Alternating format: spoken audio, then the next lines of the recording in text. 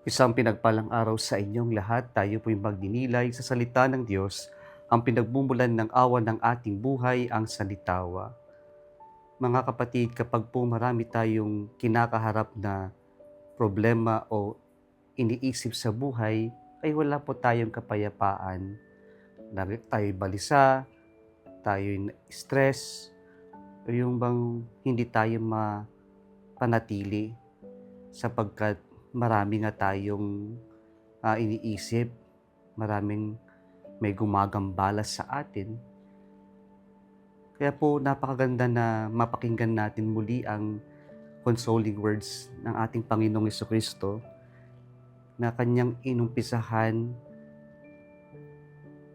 sa chapter 14 noong linggo nung sinabi niyang, "Do not let your hearts be troubled or have faith in me." Now, this is our gospel reading is the conclusion, and the Lord is re-emphasizing those consoling words when He says, "Do not let your hearts be troubled or afraid." And yung yung consolation na to ay nagmumula sa kanyang regalong kapayapaan. Sabi niya, "Peace I live with you, my peace I give to you." At yung peace na ito ay hindi yung kapayapaan na mula sa mundo. Hindi ito yung kapayapaan na walang problema, walang krus sa buhay.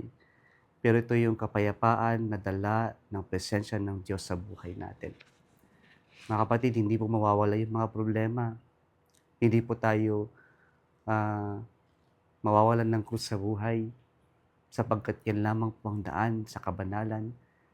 Pero sana tayo'y manampalataya sa pangako ng Diyos na huwag tayong mabalisa sapagkat may kapayapaan sa kabila ng krus, sa kabila ng mga problema natin kapag kapiling natin ng Diyos. At ito sanawa yung ating panghawakan na mayroon tayong kapayapaan, mayroong tayong paglusong kapag kasama natin ang Diyos sa buhay natin, maski na marami tayong kinakaharap na problema sa buhay natin. Kayahan natin, samahan tayo ng Panginoon at muli nating maranasan ang kapayapaan na dulot ng kanyang presensya sa ating buhay. Kung nagustuhan mo ang video na ito, huwag kalimutang mag-like, share at mag-subscribe sa Salitawa Facebook page and YouTube channel. Muli sa pinagpalang araw sa inyong lahat.